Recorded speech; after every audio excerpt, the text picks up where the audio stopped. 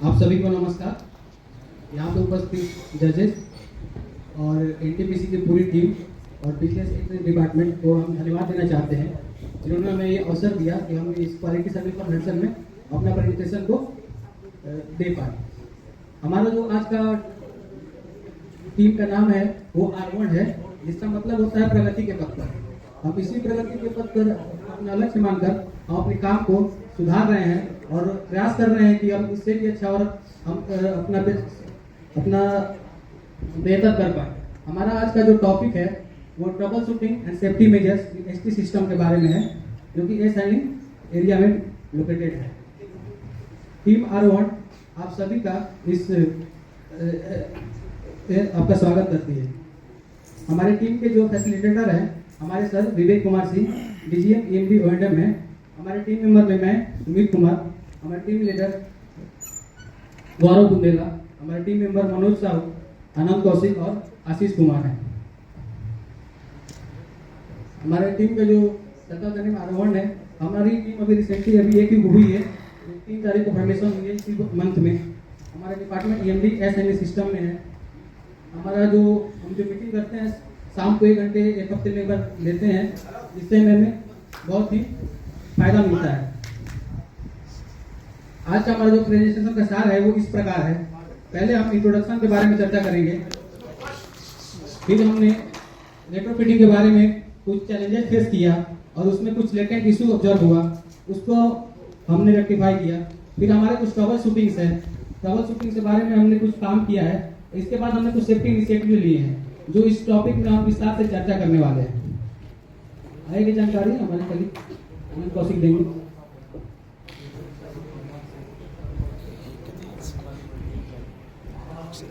हमारी कंपनी का नाम निकावर के प्राइवेट लिमिटेड है, जो कि अभी एस हैंडलिंग एरिया में स्टेज 1 और स्टेज 2 दोनों में कार्य कर रही है। हम यहाँ अभी रिसेंटली अक्टूबर 2024 में आए हुए हैं। हमारे आए करीब 9 मंथ हुए हैं। इसी दौरान हमने कई सारे काम किए हैं, जिसको हमने इस प्रेजेंटेशन में विस्तार से चर्चा किया है। इसमें हमने ट्रबल शूटिंग और कई सेफ्टी इनिशिएटिव लिए हैं, उसके बारे में हमने विस्तार से चर्चा किया है। Thank you Sumit. मेरा topic challenging convention retrofitting. ABB की टीम जब रेट्रोफिटिंग के लिए आई तो हमारे सामने बहुत सारे चैलेंजेस थे, जिसमें कुछ मेजर चैलेंजेस है। पहला, पैनल साइज। पहले एबीबी की पैनल साइज इस टाइप के पिक्चर में देख सकते हैं। जब कन्वेक्स 7 की साइज बड़ा होने के कारण हमें 245 mm बढ़ाना पड़ा। Next, limit switch adjustment. जब पैनल को हम 245 mm बढ़ाए तब लिमिट स्विच पहले अंदर की ओर थी, उसको हम लिमिट स्विच को फिर बाहर की ओर लिए। उसके लिए हमें बहुत ज्यादा टाइम लॉस करना पड़ा। नेक्स्ट, 250 एम्पियर फ्यूज फिटमेंट इन कन्वेक्स 7। कन्वेक्स 7 में स्पेशल टाइप का फ्यूज लगा रहता है, जो जर्मनी से इंपोर्ट है। फ्यूज का दायरा बड़ा होने के कारण वो जो ऊपर की कॉपर स्ट्रिप है वो ऊपर की ओर चिपक जा रहा है, जिसके कारण से हमें फिटिंग करने में दिक्कत आ रही थी। इसके लिए हमने कॉपर स्ट्रिप को रिपेयर करके एनटीपीसी वर्कशॉप से रिपेयर करके नया फिटिंग। Thank you. नेक्स्ट हमारा जो टॉपिक है वो लेटेंट इशू के बारे में है। जब रेट्रोफिटिंग हो गई और जब ये हमारा सर्विस में आने वाला था, उस दौरान बहुत सारे चैलेंजेस फेस हुए, जिसमें हमारा पहला चैलेंजेस है pull to trip features in convex 7। इसमें जैसे देख सकते हैं कॉन्वेक्स 7 के अंदर एक पुल टू ट्रिप फीचर्स दिया हुआ है, जिसकी सहायता से अगर कभी मान लीजिए इलेक्ट्रिकली कोई प्रॉब्लम आ गया, ईपीडी काम नहीं कर रहा है, जिसकी सप्लाई फेल हो गया, उस कंडीशन में मैनुअली इसको ट्रिप कर सकते हैं। बट इसमें प्रॉब्लम क्या थी, हमें इसको डोर को खोल करके ट्रिप करना पड़ता था, जो कि बहुत ही सेफ्टी के लिहाज से बहुत ही डेंजरस है। इसको हमने ऑब्जर्व किया, अपने सर से बात किया, फिर बात करने के बाद हमने इसको प्लानिंग करके ब्रेनस्टॉर्मिंग किया। फिर एक निष्कर्ष निकला कि हम इसके पैनल की जो सीट है अंदर में उसमें ड्रिल कर सकते हैं रिक्वायरमेंट के अनुसार, जिससे कि हैंडल अंदर जा पाए। उसमें हमने ड्रिल करवाया, ड्रिल करवा के ऊपर से एक्रिलिक सीट का कवर भी लगवाया, जिससे कि अंदर कोई डस्ट, मॉइस्चर, फॉरेन मटेरियल और कोई इंसेक्ट्स वगैरह ना जा पाए। ये हमारा बहुत ही बड़ा देख सकते हैं वो हैंडल है, हैंडल की सहायता से हम बाहर से इसको ट्रिप कर सकते हैं। अभी ये सारे में इम्प्लीमेंट हो गया है और अभी इसमें कोई इशू नहीं आ रहा है। दूसरा हमारा टॉपिक है लॉकिंग अरेंजमेंट। पहले में ये था, इसमें डोर में लॉकिंग अरेंजमेंट था, लेकिन नए वाला देख सकते हैं कोई लॉकिंग अरेंजमेंट नहीं है। डोर में लगाने से ये हमें नुकसान हो रहा था कि कोई भी ब्रेकर कॉन्वेक्स चैम्बर को तो बाहर नहीं निकाल पाता, लेकिन रैकिंग हैंडल डाल करके इसको रैकिंग कर सकता था। अगर गलती से कोई परमिट लिया है और कोई ऑन कर दिया तो बहुत ही नुकसान हो सकता है, किसी की जान भी जा सकती है। उस कंडीशन में डिस्कस करने के बाद हम लोग प्लानिंग किए, प्लानिंग करके सर से बात करके एक सुझाव आया कि इसमें हम लॉक हैंडल में ही लगा सकते हैं। कई सुझाव है, बट हमें ये सुझाव सही लगा कि हैंडल में लगा सकते हैं रिमूवल पोजीशन पे, जिससे कि कोई हैंडल इंसर्ट ही नहीं कर पाएगा, और इसमें हम लॉकिंग अरेंजमेंट लगा देंगे, जिससे हमारे बहुत समय का बचत हुआ। और लॉकिंग अरेंजमेंट लगाने से इसी में हम ताला लगा सकते हैं, जिससे कि हमें ये बहुत बड़ी फायदा हुआ। और जब एबी की टीम दोबारा आई तो हमने इसको बता करके ऐसा बनवाया, और वो अभी ये सारे में फिट हो चुका है। एक इशू आ रहा था एक ट्रबल शूटिंग का इसी कॉन्वेक्स 7 में, जैसा कि देख सकते हैं आप इस वीडियो में, ये जब भी हम इसको क्लोज कर रहे थे, क्लोज कमांड देते ही ये फ्रीक्वेंटली ट्रिप कर रहा था। ट्रिप करने का रीजन हमें पता चला कोई सर्किट इशू होगा, कहीं से ट्रिपिंग कमांड आ रहा होगा। हमने सोचे कि या तो पाए कहीं से सब कुछ सही है, फिर पता चला कि ये अंदर का ही प्रॉब्लम है, जिससे वो इंटरनली सर्किट से कुछ फॉल्ट हो रहा है, जिसकी वजह से ये हो रहा है। हमारे लिए काफी चैलेंजिंग था, क्योंकि ये हमने पहली बार देखा था, हमारे इसमें कोई एक्सपर्टीज नहीं थी। फिर हमने टीम में डिस्कस करके सबसे बात किया, फिर हम लोग सोचे कि इसको हम कर सकते हैं, क्योंकि हमारे पास इसमें कोई अवेलेबल नहीं था।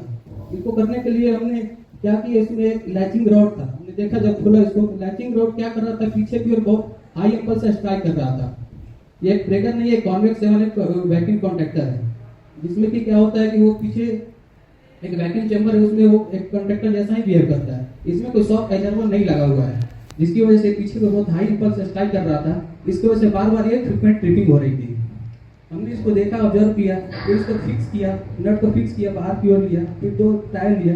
इसको मल्टीपल साइड ट्रायल करने के बाद हमने ये पाया कि प्रॉब्लम रिजॉल्व हो चुकी है। ऐसा हमने 2-3 में पाया।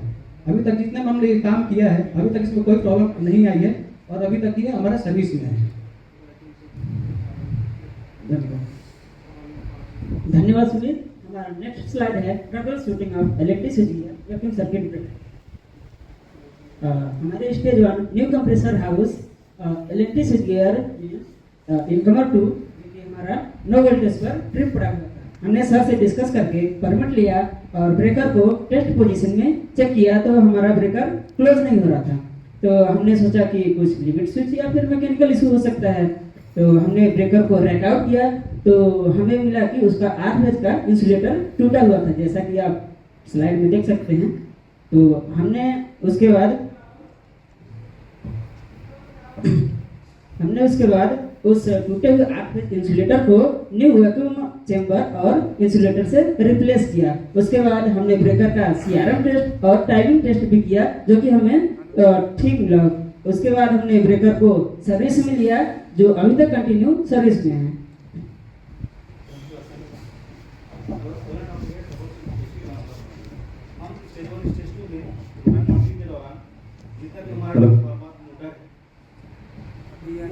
सब मॉनिटरिंग करते हैं।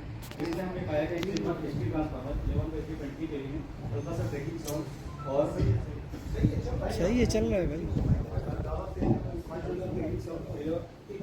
और वहाँ से जब ऑब्जर्व किए पास में जाकर के, तो प्रॉपर टिकट प्राप्त हुआ, जिसका हमने अपने क्लाइंट से कंसल्ट करने के बाद परमिट लिए।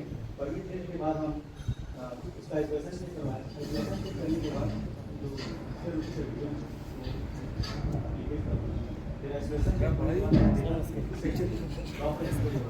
उसके बाद हमने वहाँ जाकर तो साफ करवा दो।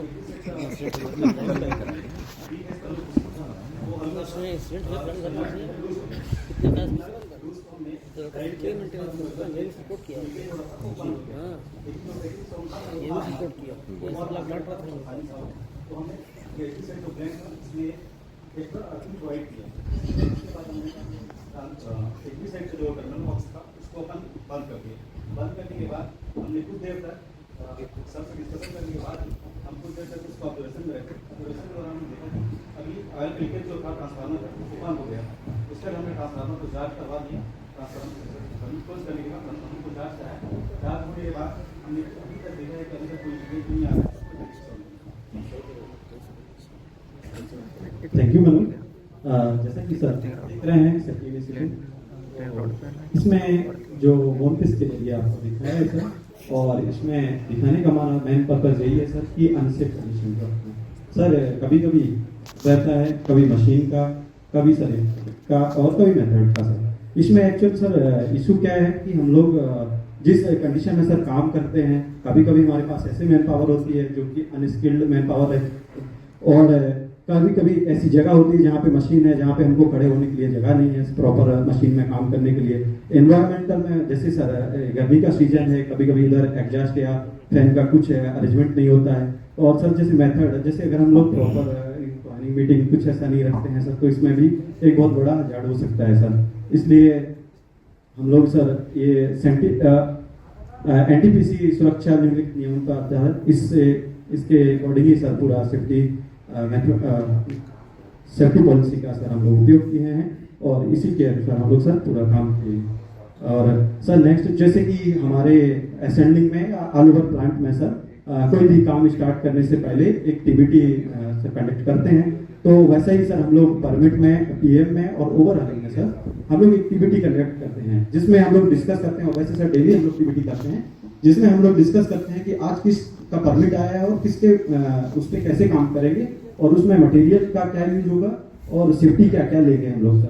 तो वैसे सर के साथ जैसे कि हमारे इलेक्ट्रिकल टीम से सर और बाकी हमारे इंजीनियर्स और हमारे टेक्नीशियन सबके साथ मिलकर एक सर मीटिंग कंडक्ट करने के बाद हम लोग फिर सर कार की ओर बढ़ते हैं, जिसमें सेफ्टी और सारी चीजें हम लोग उसमें लेते हैं सर। जैसे कि हमारा overall stage 2 sir assembling ST का 3.3 के भी बोर्ड का ओवरऑल था सर।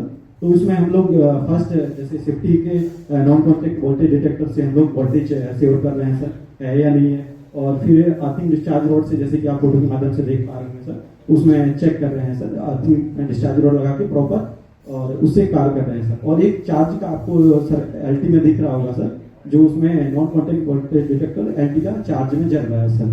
तो ऐसे ही सर हम लोग एक और हम लोग को इशू हुआ सर कि स्टेज 1 2 जो भी स्विच गियर है सर, उसमें ये हैंडल अरेंजमेंट कुछ नहीं था सर। तो पहले रहा होगा सर, हो सकता है बीच में कभी गायब हो गया हो या टूट गया हो सर। हम लोग ने इसमें क्या किया सर कि हम लोग बार बार परेशान होते थे हैंडल और ऐसे पुल टू टॉप और की के लिए सर, ऐसा इशू होता था। तो हम लोग ने खुद से ये बना के इसको और बॉल माउंटेड करके हैंडल की और जो भी है एकदम फिक्स किया, क्योंकि इसमें इमरजेंसी इन केस में या सर रेगुलर में हम लोग को प्रॉपर काम आएगा। तो ऐसे ही करते हुए सर एक stage 1 stage 2 ascending pump house में सर ऐसा अर्थिंग स्टिक था, जो कि आपको एक सर उभरा हुआ साइज का दिख रहा होगा, और ये बॉम्बे एरिया में है सर। तो इसमें फिर हम लोग ने क्या सबसे डिस्कस किया, डिस्कस करने के बाद फिर एक हम लोग सर ने भी बताया कि इसमें कुछ अच्छा करने के लिए सर हम लोग ने इसमें ड्रिल करने के बाद एंकर फास्टनर लगा के एक पत्ती लगाई हुई है, ताकि जो एकदम सरफेस से लगा हुआ है। और सर इसमें पेंट करने का हमारा सर रीजन ये था कि बॉम्बे एरिया में था, तो कोई भारी मटेरियल या फिर कोई भी निकलता है उस एरिया से, तो उसको देखते हुए निकलेगा, तो उसको नापते हुए निकल जाएगा सर। जैसे कि आप सभी हमारे टॉपिक के बारे में जान सकते हैं, हमारा टॉपिक था कवर में सेफ्टी में जाने। हमने जितना भी कवर सेटिंग किया है वह पूरा इसी के सुरक्षा नियमों के मूल सिद्धांतों के अनुसार काम किया है। हम इसी तरह आगे भी अवेयर होकर के आगे काम करते रहेंगे। हमने कुछ रिफरेंस भी लिए मैं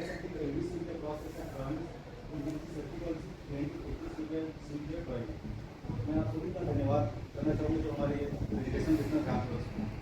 थैंक यू।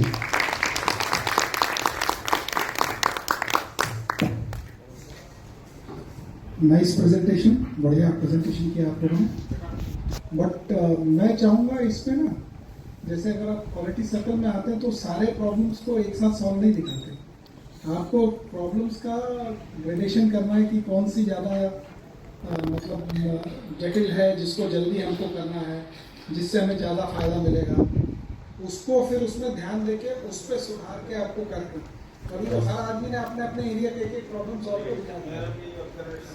ये होने के बजाय मतलब ये क्वालिटी सर्कल का मतलब क्या बनना चाहिए, कंसेप्ट नहीं है कि आप सभी के बारे में बताएं। आपको धीरे धीरे 100 प्रॉब्लम है 10, तो उसमें से आपको छांटना है 2 या 3, और उनमें से आपको अटैक करके उसको आपको करना है। तो वो मुझे थोड़ा बेहतर लगा sir. Quality sir quality circle हमारे लिए पहली बार है सर। नहीं कोई बात नहीं, तो अभी जो आपको बताया जा रहा है वो सजेशन के रूप में बता रहे हैं। ओके कि उसमें आपको ऐसा करना है कि जो भी प्रॉब्लम है, जैसे मान लीजिए ब्रेकर का है, आपने लेंथ बढ़ाया, पैनल बढ़ाया, साइज बढ़ाया, आपने उसकी लिमिट्स भी चेंज की, क्लोजिंग की रैकिंग और रैकआउट का जो पोजीशन है उसको चेंज किया, तो एक पर्टिकुलर प्रॉब्लम को लेके उसकी डिटेल्ड एनालिसिस करने से आपका ये और बेहतर होगा। ये मेरा कहना है। बाकी प्रेजेंटेशन अच्छा था और आप लोगों ने काम अच्छा किया। धन्यवाद। एक्चुअली सर हमने ये बहुत कम दिन में 2-3 दिन में अभी ये रेडी किया है, हमें इसके बारे में जानकारी नहीं था। सर से डिस्कस किया हमने, फिर जो बोले सर बिजनेस एक्सलेंस डिपार्टमेंट में हम इसका बात करेंगे, हम लोग के लिए आगे के लिए इसको प्रोवाइड करेंगे। कंसेप्ट क्या है, जो प्रॉब्लम बार बार आ रही है उस पर हम पूरा जो एरिया में काम करता है वो उसके बारे में सबसे ज्यादा जानता है। उस प्रॉब्लम पे देखिए कि ये प्रॉब्लम है जिसकी वजह से हमको सेफ्टी ज्यादा हर्ट हो रही है या ये ब्रेकडाउन ज्यादा आ रहा है या हमारा प्रोसेस डिले हो रहा है, उनमें से कुछ प्रॉब्लम को आइडेंटिफाई करके उस पर काम करते हैं। अभी हमको डिपार्टमेंट मेंटेनेंस है, हमको तो सारा मेंटेनेंस करना है। सपोज जैसे आपने बताया वो बहुत अच्छा काम किया आपने, उसका सर्कुलेटर का एक जो कोर्स का हुआ था आपने वो चेंज रिप्लेस किया, बट ये रूटीन मेंटेनेंस सर्विस के वर्क में थोड़ा सा डिफरेंस है। जो मेंटेनेंस है वो तो करते हैं, वो तो हमारा ड्यूटी है, लेकिन जो रिकरिंग प्रॉब्लम जो बार बार आती है उसको फोकस करते हैं। ऐसी प्रॉब्लम को ढूंढना रहते हो कौन कौन सी बार बार आ रही है, तो उनमें से किस पे हम काम करके सॉल्व कर सकते हैं। सर नेक्स्ट टाइम हम इसको ध्यान देंगे और नेक्स्ट टाइम हम इससे बहुत ही बेहतर प्रेजेंटेशन देने की प्रयास करेंगे। आपका जो पांच छह इनिशिएटिव्स है, इसमें से कितना एनटीपीसी का इंस्ट्रक्शन बेस्ड इनिशिएटिव है, आपका वो इनिशिएटिव कितना है? एक्चुअली सर जब हम आए तो पुरानी कंपनी चली गई थी, हमें इसको जानकारी नहीं थी यहाँ क्या चल रहा है क्या नहीं चल रहा है, तो हम लोग खुद से अपने टीम में डिस्कस करके हम लोग आए तो पहले मैन पावर भी कम था, धीरे धीरे बहुत लोग आए, कुछ लोग नए थे, कुछ लोग को पता नहीं था, तो हम लोगों ने क्या किया कि स्टार्टिंग में वर्क एरिया में बहुत बड़ा था, फिर हमने डिसाइड किया कि जब भी कोई परमिट लेंगे तो पहले हम इंस्ट्रक्शन देंगे किसी को क्या करना है क्या नहीं करना है, क्योंकि 2-3 लोग हर जगह हम नहीं जा सकते, हमारे पास बहुत ज़्यादा परमिट आती है। उस हिसाब से हम वर्क को डिस्ट्रीब्यूट करके मेजर काम में हम लोग जाते हैं और लोगों को बताते हैं, अवेयर करते हैं, क्योंकि हमारे इलेक्ट्रिकल डिपार्टमेंट में अगर कोई गलती से छोटी मोटी भी चूक हुई तो बहुत बड़ा हादसा हो सकता है, और हमारे मशीन्स के लिए बहुत इंपॉर्टेंट है। अगर हमारा कॉमन सिस्टम अगर वहाँ कुछ ऐसा होता है तो वो शट डाउन जा सकती है, बहुत बड़ा नुकसान हो सकता है। उस चीज़ को हम लोग अवेयर करके ये सब इनिशिएटिव्स लिए हैं, हमारा कोई हादसा ना हो। मेरे मूल मंत्र यही है कि सेफ्टी के साथ कोई समझौता नहीं होनी चाहिए। NTPC policy. ठीक।